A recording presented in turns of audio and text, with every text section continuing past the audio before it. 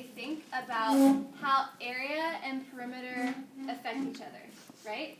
So, real quick, before we get into that, someone tell me what perimeter is. We should all know this. What is perimeter? Okay, everyone track Miriam, please. Miss Glass, perimeter is when you measure the outside of a shape. So, right, the outside, the distance around the shape. Exactly. Okay, and then, so when you have the area, so you guys are working with 101 centimeters squared, correct, on this problem? Correct. Okay, so you're not changing the area, but how can you rearrange those to change the perimeter? How can you rearrange those to change the perimeter? Okay, track Brenda, please. A little louder, please. Miss Clover, you can change it by making the perimeter bigger. Right, so we want to make the perimeter bigger, so you can make it to where it's bigger. How do we do that? How do we change the shapes, or change the arrangement of the shapes to make the perimeter bigger? Don't be shy. Track Philip, please. We can still keep the blocks we used as the area, but then we change them around, and it'll be the perimeter will be bigger.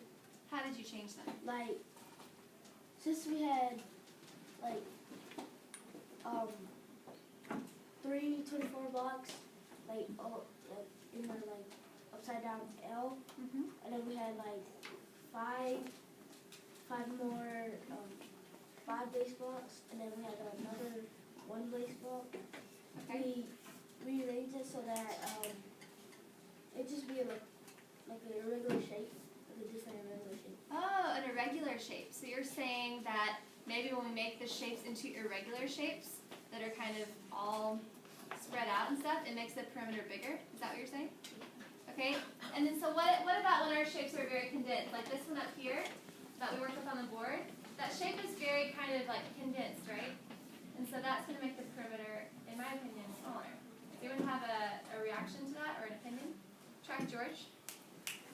And we put 2 cubes together and then we separate them because if they're together, the side in the middle, both sides, and that can be counted. Sure, right. Plus the Exactly. side that's going to be between them. So when you separate them, you add like 3 more. Okay, thumbs up if you understand what George just said. Thumbs down if you're a little unclear. Okay, so a couple of you that are unclear, do you have any questions that you'd like to ask George about what he just said? Okay, so I think Nishan has a question. Everyone track Nishan. Well, you said you're unclear. Can you ask George a question to make it more clear? Or you can hear him. George, can you do it one more time? Okay. It has a bigger perimeter in the cube or the square. Sorry, George, keep going. And if the squares are separated, because when they're close, the sides that are touching are not being counted, and the side that like isn't between them, they don't like you don't count them as perimeters. When you separate them, you count more than when they're together. Is that a little clear, Nishan? Okay, everyone give George some snaps. And really everyone that answered some snaps. I think George, what he's trying to say is, guys, when you have a few blocks on the side like this, or even a longer block like this, okay, your perimeter, you're really just going around the outside and counting the perimeter. But I think George is saying is when you kind of split them up like this, or split them up like this, you have more sides to count as you're going around the blocks to count the perimeter. Okay? Does that make sense?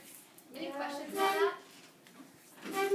All right. Everyone please flip to the page, the next page where it says independent practice. Okay, I see Brianna's there. I see Lisa's there. I see Jose is there. You have 2, like Philip said, irregular shapes that you need to find the area and perimeter for. We're going to have about 15 minutes to work on this. So the rest of this page is independent work. And if you get done, you may go to the next page and reflect. Thumbs up if we got that. Ooh, nice one, Yasmin.